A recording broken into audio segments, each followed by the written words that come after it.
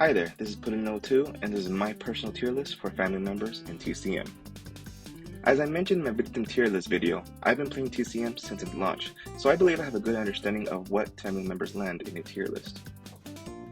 Before I begin, I must mention that Bones will not be on this tier list, as this current version of Bones is bugged due to his savagery and endurance issues.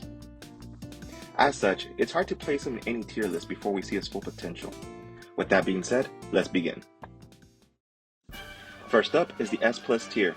I define any character in the S plus tier as being a game changer for the opposing team, in this case victims, as the victims must work around the advantages brought on by family members in this tier. I only have one family member in this tier, and that's Hands.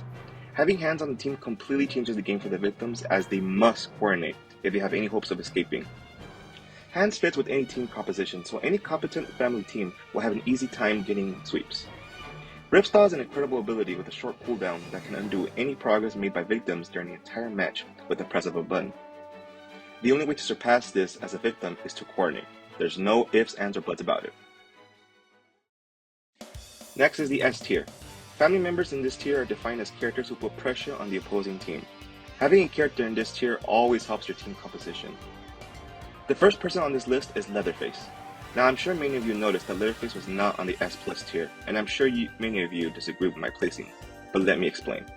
Yes, Leatherface is a head honcho in any family compositions, as he can end the match early with some well-timed overhead hits, but the reason why I put Hands over Leatherface is because Leatherface requires skill to use the most out of him, whereas Hands doesn't require much skill.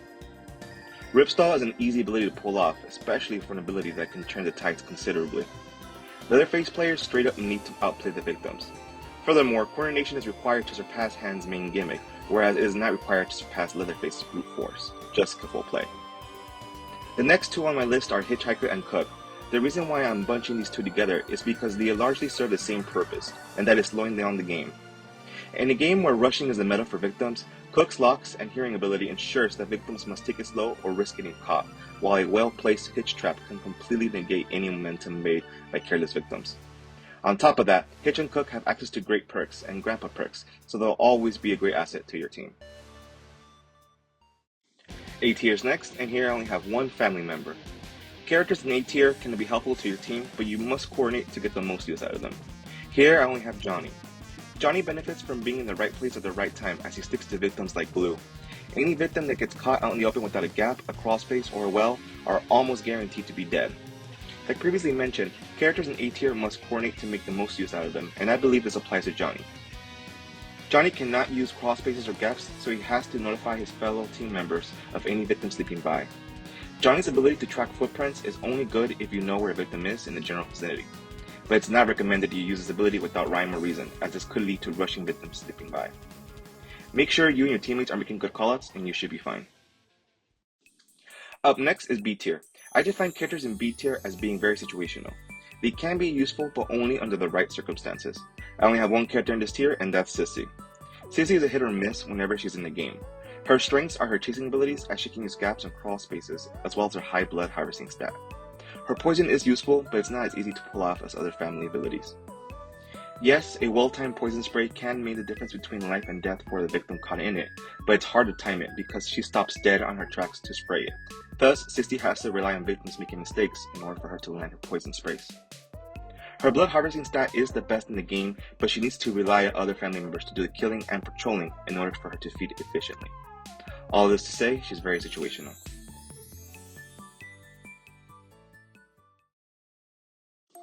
Lastly, it's C tier, and here I define characters in this tier as not entirely helpful and can at times hurt your team. I'm sure it's no surprise to anybody that Nancy is at the bottom of the list. Nancy's ability to spy on victims is the definition of situational.